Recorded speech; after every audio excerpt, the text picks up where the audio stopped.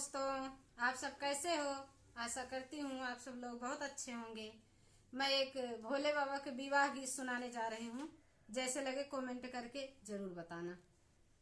भोले बाबा कई चाली बारातिया, रूपवाए आजा बाबा नाए जो।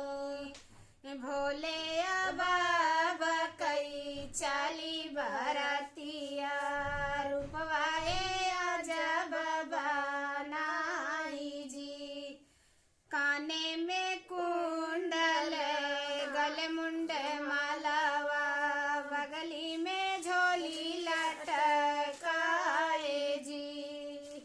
काने में कुंडल गले मुंड मालावा, बगली में झोली लटकाए जी। संघवा में चले हैं भूतबाए तालवा, मारत की चलाई तिल चार जी। संघवा में चले हैं भूतबाए तालवा, मारत की चलाई तिल चार जी। जाई बारातिया दुआरवा पे पहुँची, लोग दरस के हैं आई जी।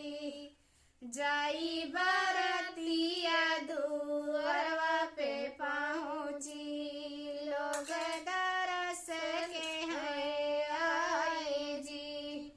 लोग निहारैया राती बाराती, सासु निहारै दामाद जी।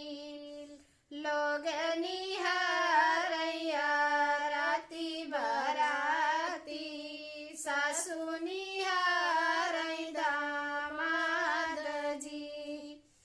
छाती पीट के रोवई मैना महतारिया, नारद काले हेलिन बोलाई जी।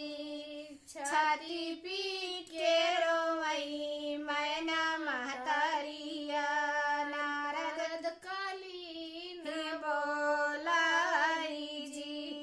फूले सबिटिया कई फोर की समातिया, जोड़िया उदिहल नासाई जी। फूले सबिटिया कई फोर की समातिया, जोड़िया उदिहल नासाई जी। माना माना सोचई गौराए रानिया, सपने में सब ही देखल जी।